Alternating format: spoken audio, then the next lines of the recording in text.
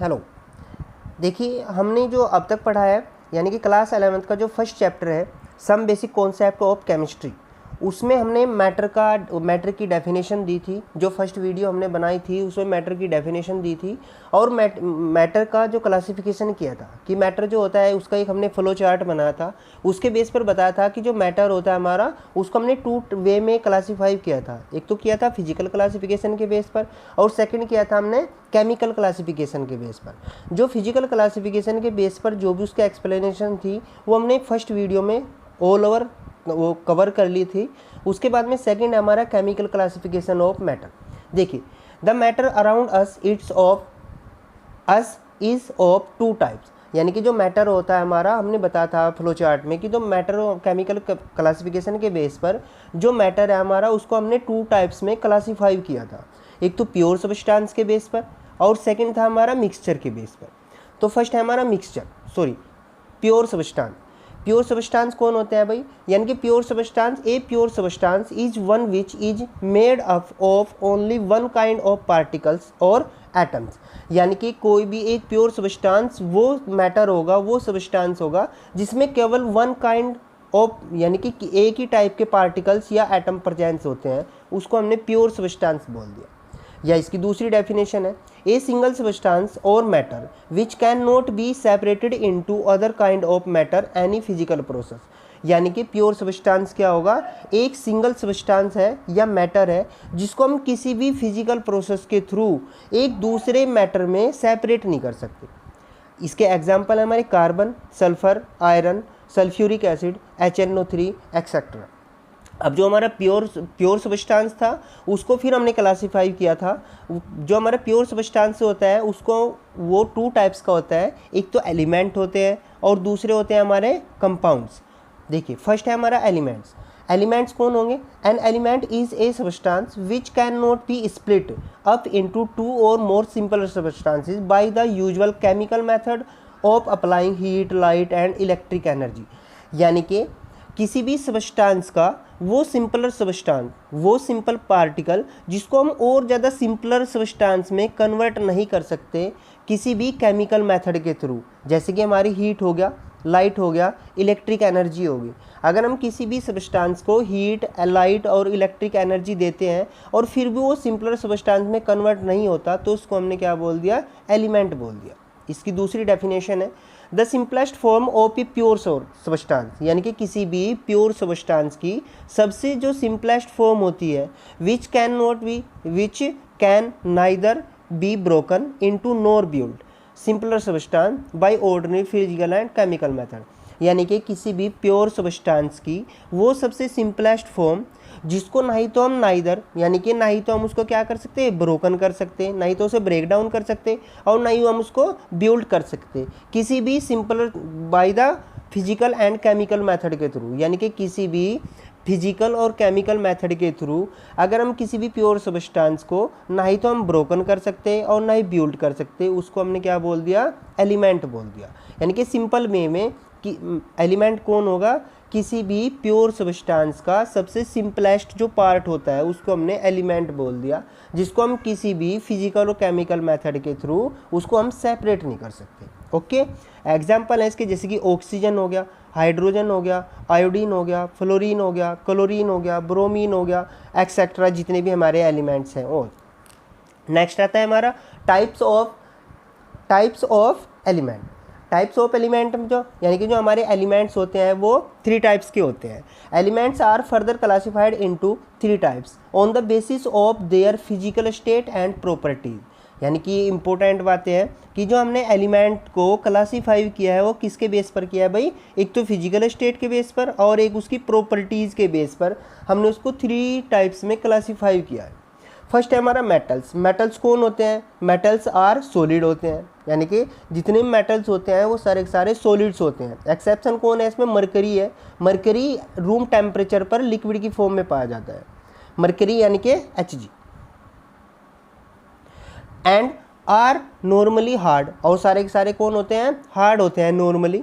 They have lustre, उनमें अपनी shining होती है। हाई मेल्टिंग पॉइंट होते हैं, हाई बॉइलिंग पॉइंट होते हैं। And also good conductor of of heat and electricity, यानी कि जितने भी हमारे मेटल्स होते हैं वो सॉलिड होते हैं एक्सेप्शन मरकरी, और हार्ड होते हैं, लस्टर होते हैं, उनका हाई मेल्टिंग पॉइंट होता है, हाई बॉइलिंग पॉइंट होता है, good conductor of heat and electricity होता है, और जो हमारे मेटल्स होते हैं वो मेलेबल और डक्टाइल होते हैं। इसके एग्जाम्पल है हमारे आयरन हो गया, कॉपर हो गया, एजी हो गया, सिल्वर, गोल्ड हो गया, है ना, और एक्सेट्रा।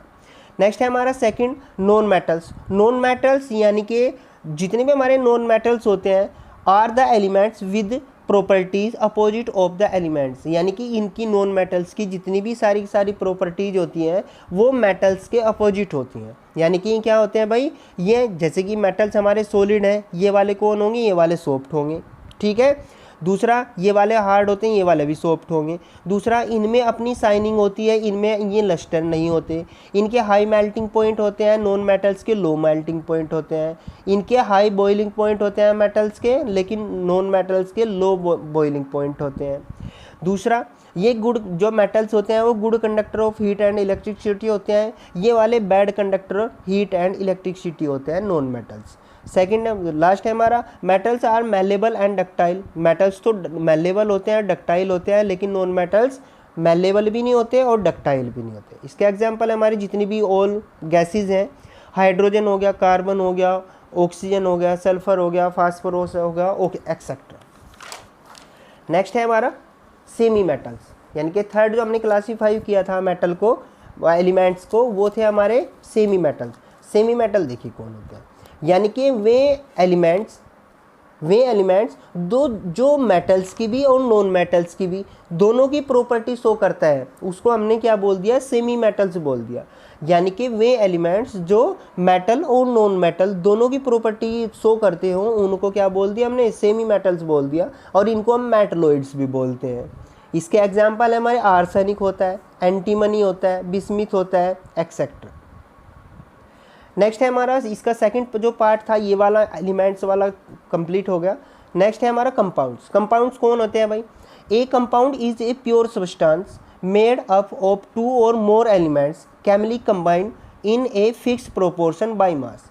यानी कि कंपाउंड्स कौन होते हैं, कंपाउंड्स भी होते तो एक प्योर सब्सटेंस ही, लेकिन वो क्या होते हैं भाई, दो या दो से ज़्यादा एलिमेंट्स जब आपस में केमिकली कंबाइन होते हैं तो, और एक फिक्स रेशो में, एक फिक्स प्रोपोर्शन में बाई मास दा, तो क्या किसकी फॉर्मेशन होगी, हमारी कंपाउंड्स की फॉर्मेशन होगी। यानी कि जैसे कि हमारा हाइड्रोजन H2O है ना, H2O यानी कि वाटर का एक मॉलिक्यूल, एक कंपाउंड है हमारे पास। तो हमने पता कि हाइड्रोजन की यहाँ पर हमने दो बाई मास लिया, यानी कि हाइड्रोजन का एक एटम का मास होता है 1, दो एटम का हो जाएगा 2, और इसका ऑक्सीजन का कितना होता है भाई, ऑक्सीजन का होता है 16। तो यानी कि अगर इसका हम रेशो देखें, इसका प्रोपोर्शन देखें बाई मास, तो 1:8 का रेशो आता है। तो यानी कि कंपाउंड्स कौन होंगे, जिसमें कोई भी दो या दो से ज़्यादा एलिमेंट या प्योर सब्सटेंस कंप्लीटली क्या होंगे, केमिकली कंबाइन तो होंगे, लेकिन एक फिक्स प्रोपोर्शन में होंगे उनके बाई मास के। ऐसा नहीं है कि हमने किसी भी चीज़ को किसी भी रेशो में आपस में कंबाइन करा दिया और वो कंपाउंड की फॉर्मेशन होगी, ऐसा नहीं होगा। अगर हमने वाटर का फॉर्मेशन करना, वाटर का एक मॉलिक्यूल चाहिएगा, तो उसमें हमने 1:8 का रेशो लेना ही लेना पड़ेगा, हाइड्रोजन का और ऑक्सीजन का। ऐसे ही हमारा अमोनिया है, अमोनिया यानी कि होता है इसका 14 होगा बाई मास होगा, मोलर मास होगा नाइट्रोजन का, हाइड्रोजन का 3 होगा, तो इसका 14:3 होगा, तभी जाकर अमोनिया की फॉर्मेशन होगी। ऐसा नहीं है कि हम किसी भी नाइट्रोजन किसी भी रेशो में ले लें, हाइड्रोजन किसी भी रेशो में ले लें तो उसमें नाइट्रोजन की फॉर्मेशन हो जाएगी। तो कंपाउंड कौन होंगे, एक प्योर सब्सटेंस होगा जो दो और दो से ज़्यादा एलिमेंट्स जब केमिकली कंबाइन होंगे एक फिक्स प्रोपोर्शन में बाय द मास, तो कंपाउंड की फॉर्मेशन होती है। अब सेकंड होता है हमारा, ये वाली ये तो होगी उसकी बात जो प्योर सब्सटेंस थी, इसका जो केमिकली वो था हमारा सेकंड था हमारा, प्योर सब्सटेंस खत्म हो गया। नेक्स्ट है हमारा मिक्सचर कौन होंगे भाई, यानी कि हम किन्हीं भी दो या दो से ज़्यादा एलिमेंट्स को या कंपाउंड्स को किसी भी रेशो में आपस में कंबाइन करा दें, है ना। यानी कि दो या दो से ज़्यादा एलिमेंट्स या कंपाउंड्स को हम किसी भी रेशो में अगर कंबाइन करा दें तो उसको हम मिक्सचर बोल दिया। यानी कि जैसे कि हमने एयर होगी, है ना, एयर में बहुत सारी गैसेज हैं, नाइट्रोजन भी है, O2 भी है, सल्फ़र भी है ना, कार्बन डाइऑक्साइड भी है, यानी कि बहुत सारी गैसेज हैं, सल्फ़र गलत बोल दिया, बहुत सारी गैसेज है। तो जो वो उनका ना एक फिक्स प्रोपोर्शन नहीं है, यानी कि वो अपनी मर्जी से अगर हमने एक सिलेंडर लिया तो हम नहीं पता उसमें कितने रेशो में उसमें फिल किया हुआ वो, है ना। तो यानी कि मिक्सचर क्या होगा, a mixture is a substance which consist of 2 और more elements compound not chemically combined together. यानी कि एक तो यही है कि वो किसी भी एक फिक्स रेशो में नहीं होंगे। दूसरा यानी कि फिक्स रेशो में अगर हो भी जाते हैं, फिक्स रेशो में है तो, लेकिन वो केमिकली आपस में कंबाइंड नहीं होंगे, आपस में केमिकली कंबाइंड नहीं होते, उनको हमने मिक्सचर बोल दिया। जैसे कि एयर हो गया, ब्रास हो गया।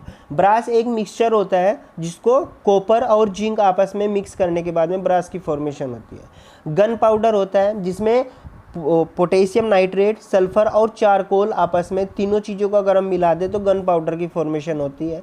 चारकोल कौन होगा हमारा, charcoal is a form of carbon, यानी कि कार्बन की एक फॉर्म होती है।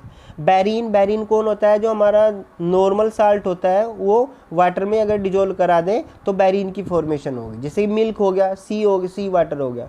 यानी कि मिक्सचर कौन होगा, एक सब्सटेंस होगा जो 2 और 2 से ज़्यादा एलिमेंट और कंपाउंड तो रखता होगा लेकिन केमिकली कंबाइंड नहीं होता, उसको हमने मिक्सचर बोल दिया। मिक्सचर आर ऑफ 2 टाइप्स, यानी कि मिक्सचर जो होते हैं हमारे 2 टाइप्स के होते हैं। एक तो होता है होमोजीनियस मिक्सचर और सेकंड होता है हेट्रोजीनियस मिक्सचर। होमोजीनियस मिक्सचर कौन होगा, यानी कि a mixture is said to be homogeneous if it has a uniform composition throughout and there are no visible boundaries of separation between the constituent। यानी कि simple way में हम कह सकते हैं कि होमोजीनियस कौन होंगे, जो कम्प्लीटली मिक्सेबल होते हैं, है ना। यानी कि जो कम्प्लीटली मिक्सेबल होंगे उसको हमने होमोजीनियस मिक्सचर बोल दिया। और यानी कि जो कम्प्लीटली क्या हो जाए, यूनिफॉर्म कंपोजिशन बनाए। यूनिफॉर्म कंपोजिशन यानी कि हमने एक इसमें एक बीकर में NaCl लिया और वाटर लिया तो इसको ना हम सेपरेट नहीं कर सकते, यानी किसी भी सिंपल मेथड के थ्रू इसको हम सेपरेट नहीं कर सकते। ये नहीं बता सकते कि इसमें ये वाला शुगर का पार्टिकल है, ये वाटर का पार्टिकल है, ये NaCl का है, वाटर का है ना। तो यानी कि जिसमें जो बाउंड्रीज है, जो बाउंड्री यानी कि NaCl का पार्टिकल, वाटर का पार्टिकल, NaCl का, जिसमें हम उसकी बाउंड्रीज को सेपरेट नहीं कर सकते, उसको हमने क्या बोल दिया, होमोजीनियस मिक्सचर बोल दिया। यानी कि homogeneous mixture is a mixture कौन होंगे, जो कम्प्लीटली मिक्सेबल होते हैं, उनको हमने होमोजीनियस मिक्सचर बोल दिया। जैसे कि हमारा शुगर सॉल्यूशन हो गया। दूसरा हमारे एलोए हो गए। एलोए यानी कि जब मेटल से मेटल में कंबाइन होगा तो एलोए की फॉर्मेशन होगी। तो उसमें हम बता नहीं सकते कि ये वाला मेटल है, ये वाला मेटल है, तो हम उसको उसकी बाउंड्रीज को सेपरेट नहीं कर सकते। सेकेंड है हमारा हेट्रोजीनियस मिक्सचर। हेट्रोजीनियस मिक्सचर कौन होंगे, those mixture in which the substances remain separate and one substance is separate throughout the other substance as well as small particle droplet bubbles are called the heterogeneous mixture. यानी कि heterogeneous mixture कौन से होंगे, वे substances होंगे जो completely mixable नहीं होते।